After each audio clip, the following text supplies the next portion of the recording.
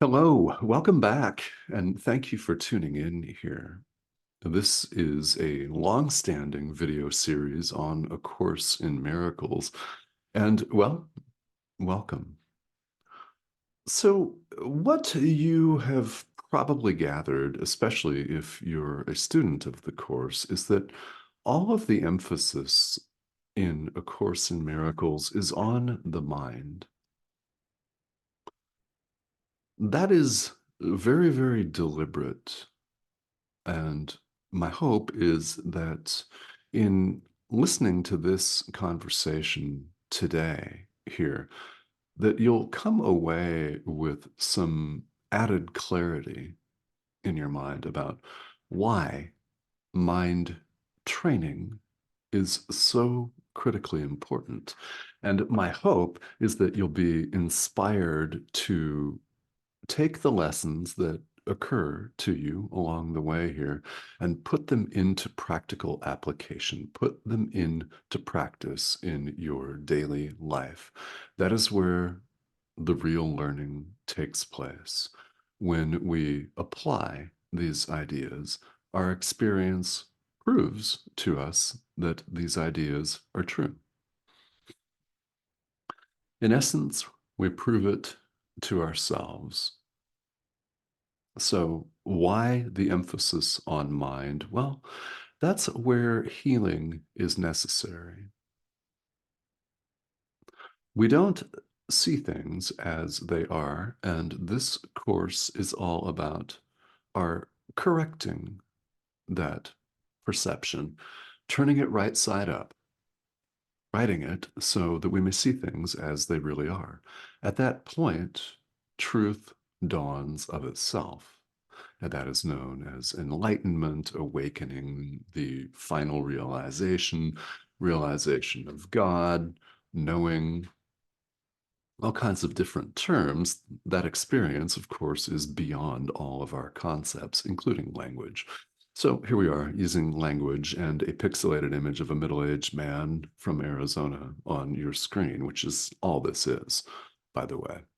And when something lands for you, count on the fact that it is your inner teacher speaking to you. It is the Holy Spirit addressing you. And well, when you become aware of this, that message is one to pay particular attention to. So we're going to look over the next few minutes at the prominence of mind. And this course does not focus on the physical body at all.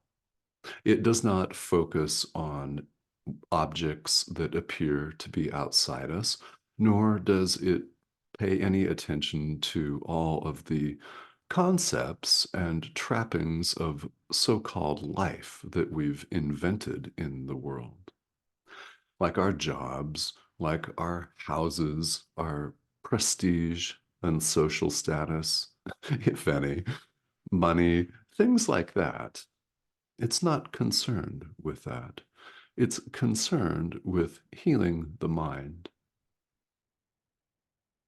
So that's where we place our attention.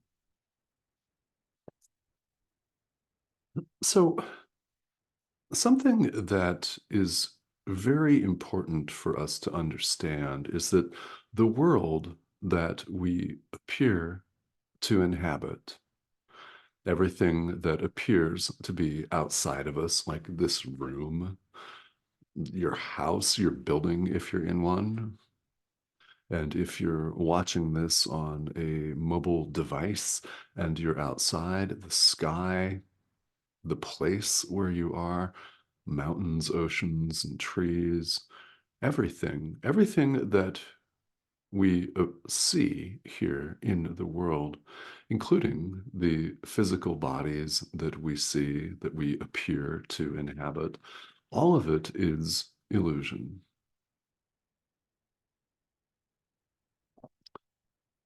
Naturally, growing up, we're not taught that. If you were, fantastic. Most of us were not. I certainly was not. We learn from our parents, we learn from the societies that we grow up in. from our school systems, from our biology textbooks, that this is us, this is who we are, and that the life of this highly transitory device right here is our life. Yet we know better.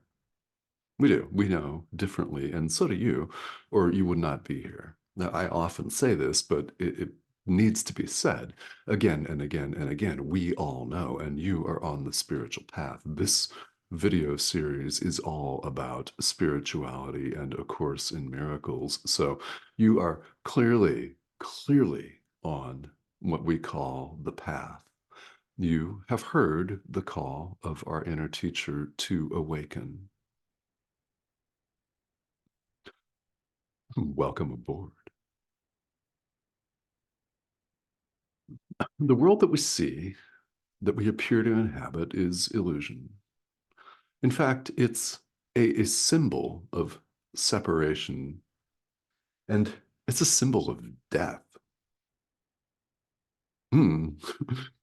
Yeah, it is. What has happened here is we erroneously, mistakenly, believe that we're separate from God. That you are not. We are not separate from God, yet we believe that we are,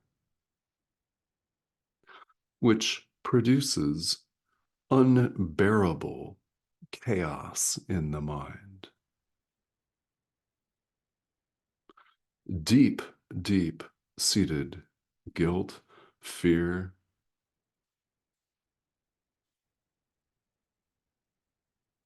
A separation is not possible. Another idea we're not taught in school, where we believe we're one of 8 billion human beings running around, doing our little thing, doing our little economic dance, and having fun 1 minute and being abjectly miserable the next, often in rapid succession over and over again, until we exhaust ourselves.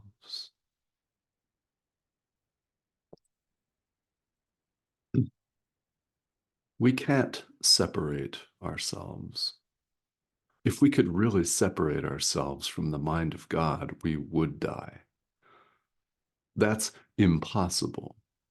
There is only perfect oneness. God is. If you've not heard that simple 2 word, 2 syllable statement, you'll hear it again. God is. What's implicit here is very important. Only God is. All else is illusion.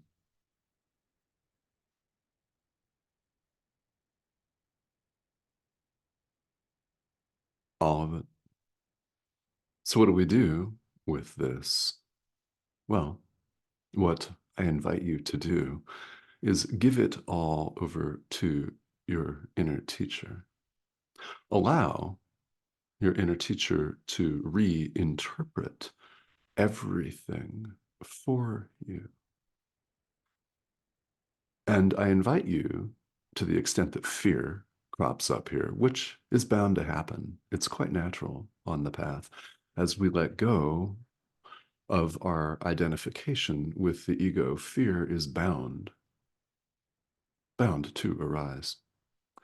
In giving over your entire experience to our inner teacher, you are not throwing away anything, nor are you giving your experience, your precious thoughts and life experience over to a foreign or an outside power.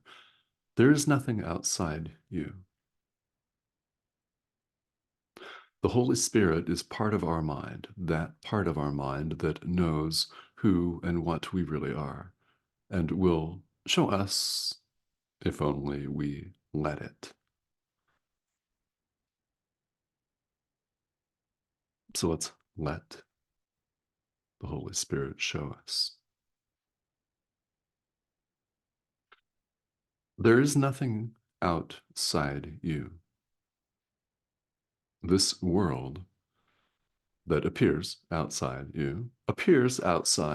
because it symbolizes the separation itself. It symbolizes death, guilt, decay, and it's intolerable, so it's been projected outward. What we see as the world outside of us is not outside us at all. We've projected it outward because we're afraid of it. We're afraid of guilt and fear, separation and death. So we want to get that as far away from us as we can. So it appears outside of us. And in its need for a home, so to speak, the ego has adopted the body as home. And the body is also in our mind. We're not a physical body, which you know. We all know this.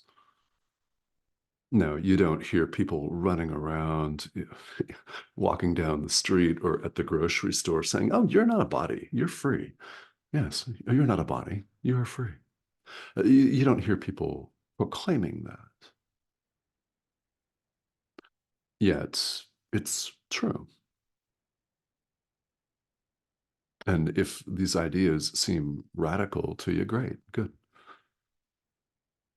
There's something in each of us that recognizes these ideas as true. It's your inner teacher who's speaking to you.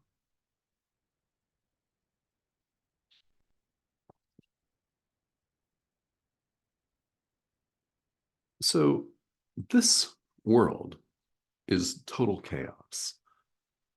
It's total chaos because it's not the will of God, and we cannot will against him.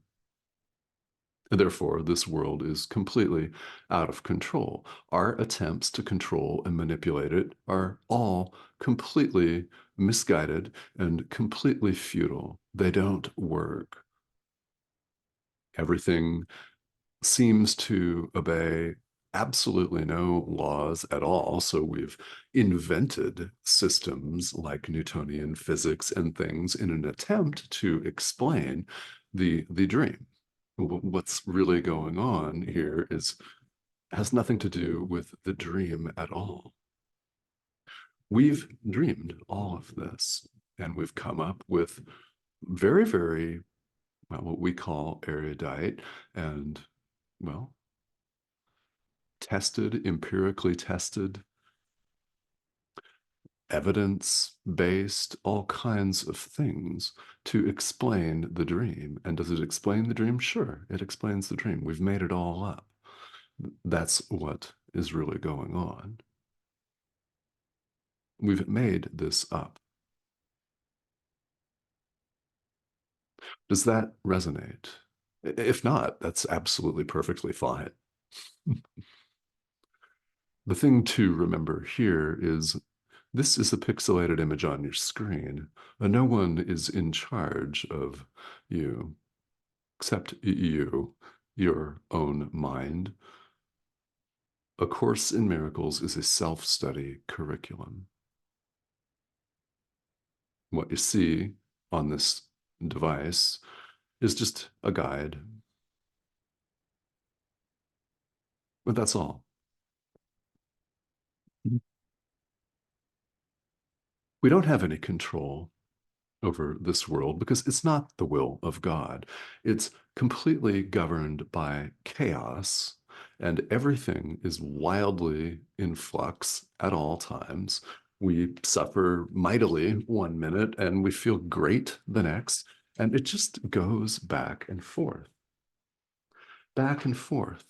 This world symbolizes what we don't want, and we've projected it outward because we're afraid of it.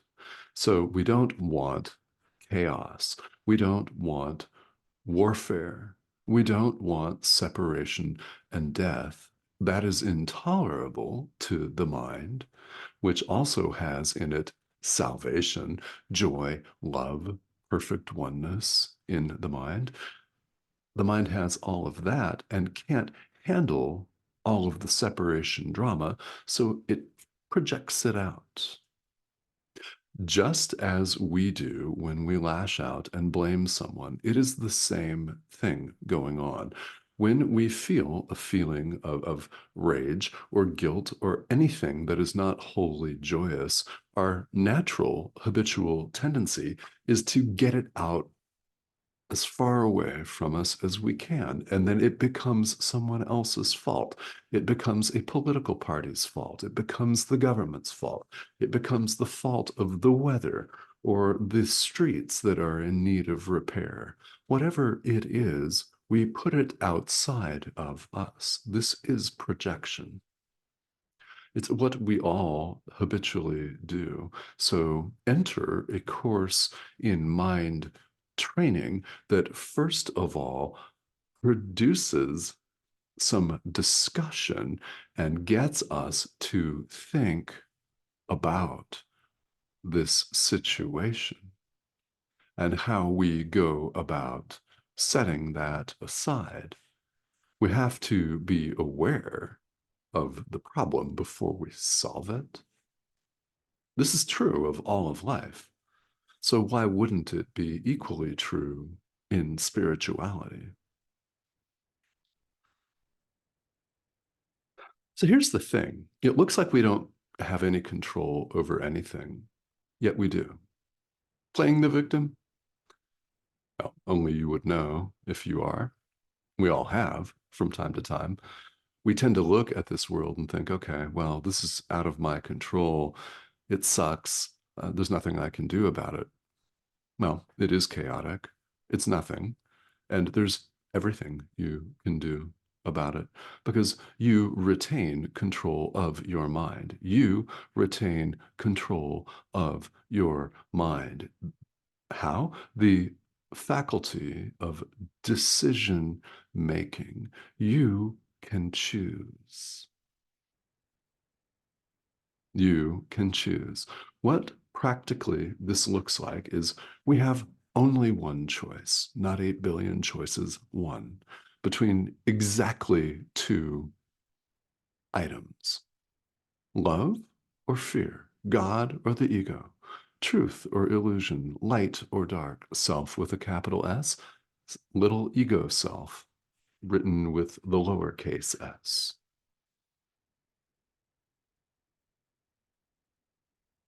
Joy, pain, and suffering.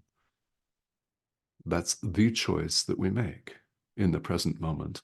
And you have never lost your power of decision. So let's use it in favor of awakening, shall we?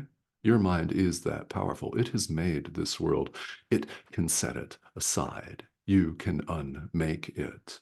Everything that seems so concrete and real is not, in fact.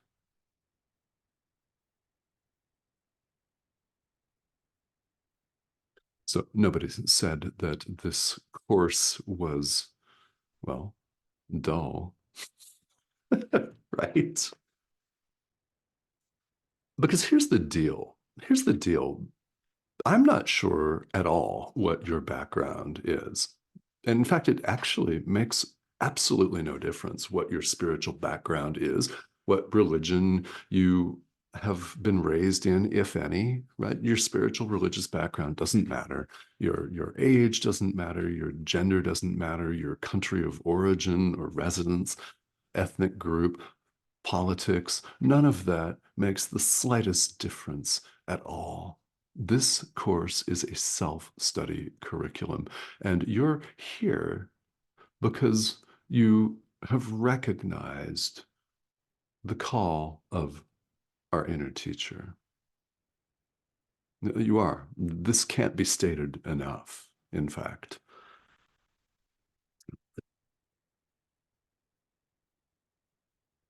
The truth is that you do control your mind. Choosing not to control it's still a choice. You've made a choice. You control that choice. May not feel like it, but let me reassure you that you do have control of the mind. So things appear to be spinning all around. They might be wildly chaotic, and life is often like that here in the world. So there may be nothing that we can do about a day's events. Perhaps you are ill. Perhaps you have a grave or a chronic or a serious illness, or someone that you know and love has the same thing. Perhaps you're experiencing difficulties in some arena of life. That stuff is all going to appear to come up. It's an opportunity for forgiveness. Anything that is not wholly joyous, in fact, is the raw material for our awakening because we learn to see it as it really is. It's very important as we go about this to recognize the central lesson here today is that there is nothing outside of you. This world is in our mind.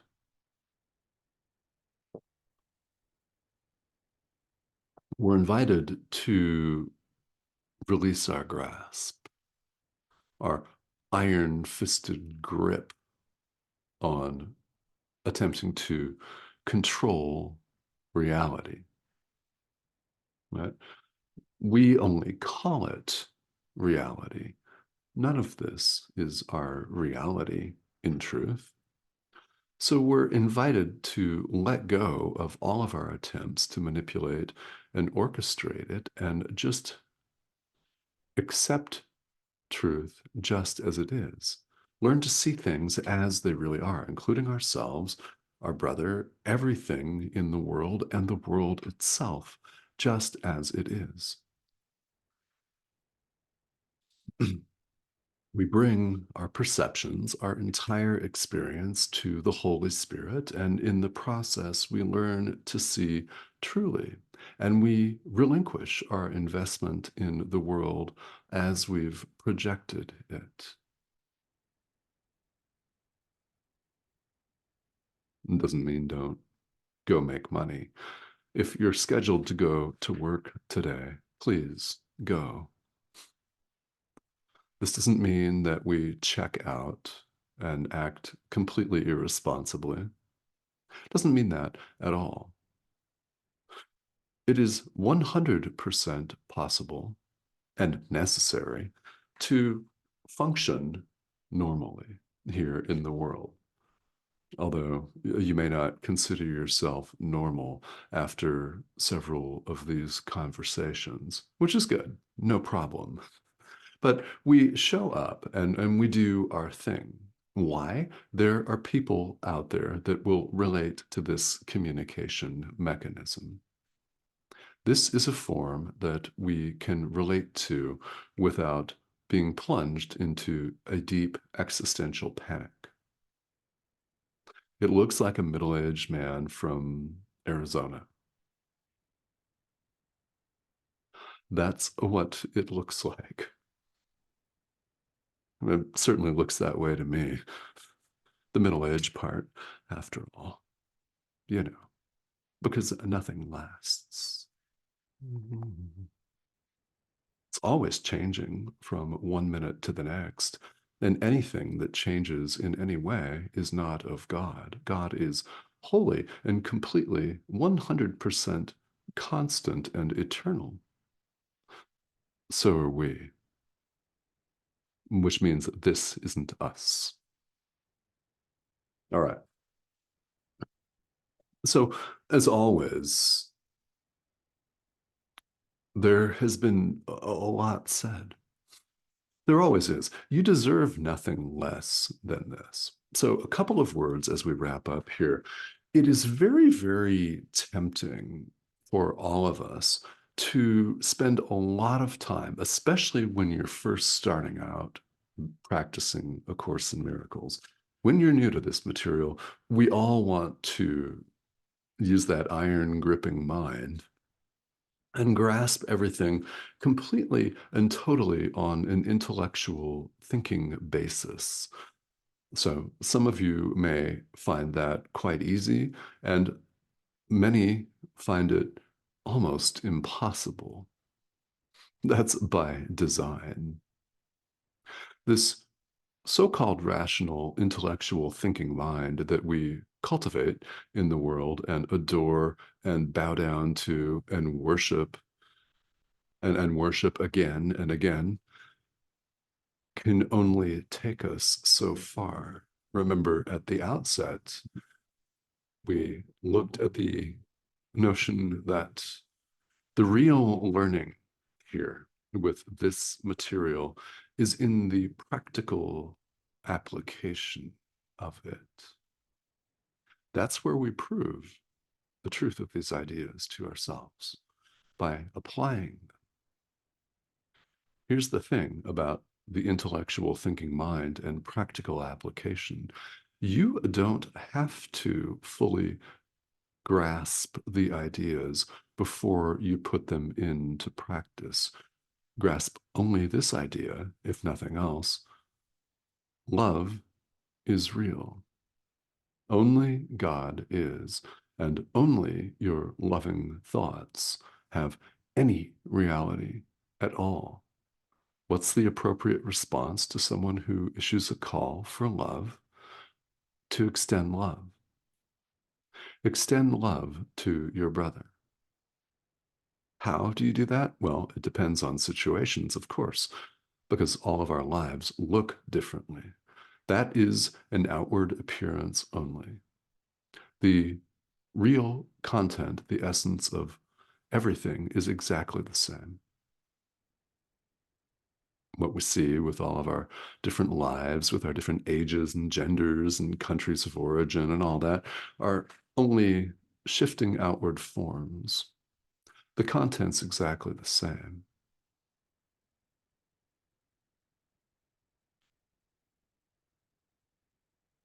So you're invited to simply take what you really can see applies to you. A lot is said in these. It actually applies to all of us, but we're able here, under the guidance of our inner teacher, to take these parts of this whole and holistic presentation and work with them. If you don't find yourself capable of forgiving someone who has harmed you today, then don't. Really. Will you eventually? Well, yes, but that doesn't have to be right now, today. We start with what we're called to start with, which may be simply as benign as forgiving a passing cloud that blocked your sunshine for 5 minutes. I mean, really, we start with what we're capable of doing because these ideas are very deep. You deserve nothing less. No more beating around the bush, right? No more delay. You deserve nothing less than the peace of God. It's who we all are. So let's want that today and nothing else. All right.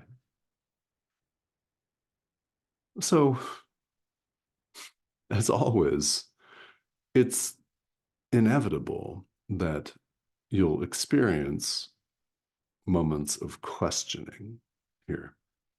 That is part of any spiritual path. And if one earnestly steps out upon it, questions are bound to come up. This is a perfect discussion place for those questions. So please feel welcome to leave them here in the comment thread. And I invite you to subscribe also and join us. This is the prompt here. It's that arrow in the corner of your screen. So when you click that, when you hover over that, you'll be invited to join us here. And I hope that you do so. It's a growing international community, and well, we talk about A Course in Miracles and healing the mind. because what else is there?